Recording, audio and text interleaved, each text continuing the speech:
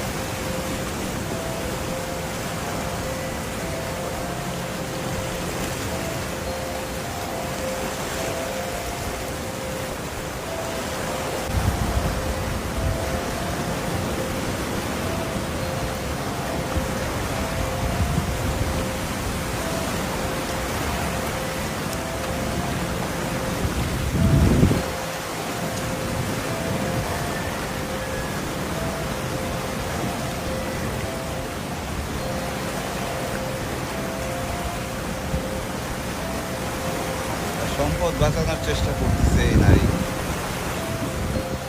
কিছু বলার নাই, জীবন তাদের কিসের মধ্যে বাঁচে মানুষেরা, আমরা কিসের কথা বলি, কি করি।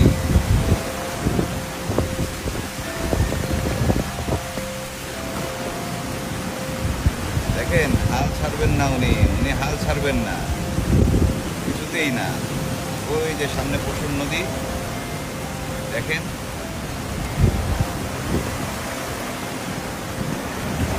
দেখেন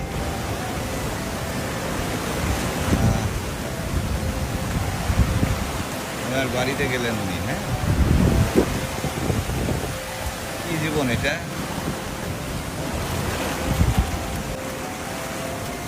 সব ভেঙে ঢুকে পড়ছে। আপনার ঘর কোনটা? এই জিনিসগুলো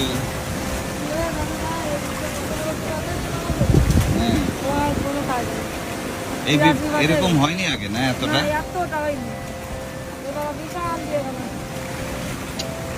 একটু কাবার হবে কি করে? হ্যাঁ,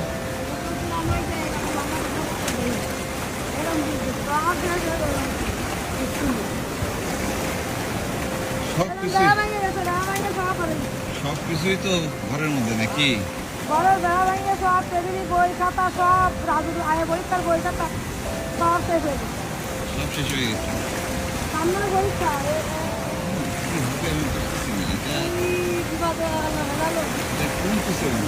কমেও না, দেখছেন, আর বাড়তেছে। আমার মনে হয় মৌজাটা লাইন নেই, তোমার কোনো লাইন নেই, নিচে আমরা এই পানি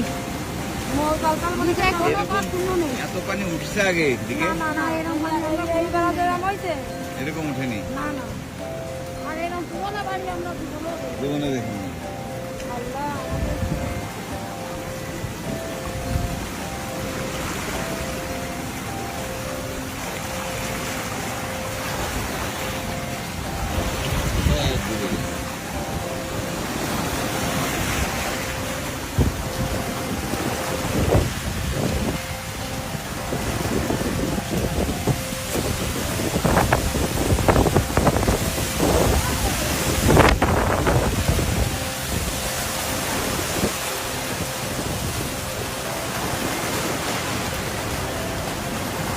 কিচ্ছু নাই, সব হয়ে গেছে। সব খাওয়ার পানি কি হবে সেই চিন্তা করতেছি। এদিকে খাওয়ার পানি দরকার, খাওয়ার পানি দরকার। এই পরবর্তী সময়ে এই যে সমস্ত পুকুর ডুবে গেছে, সব পুকুর ডুবে গেছে।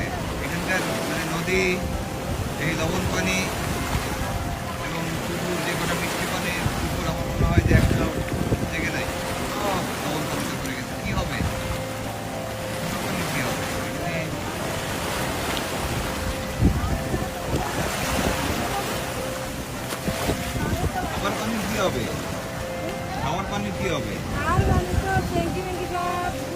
ইয়ে করে পানি নেই ট্যাঙ্কি তো উঠে উল্টে দিচ্ছে, হ্যাঁ। ফুটবল মালটা শেষ করে দিলাম। ট্যাঙ্কি তো আর খুঁটি দিয়ে বাঁধা না, না এমনি রাখা আর কি। হ্যাঁ ওই নতুন দিল সেটাতে এমনি রাখে তোর ভাই মৌজাল দিয়ে গেছে নিয়ে তো মৌজাল দিয়ে গেছে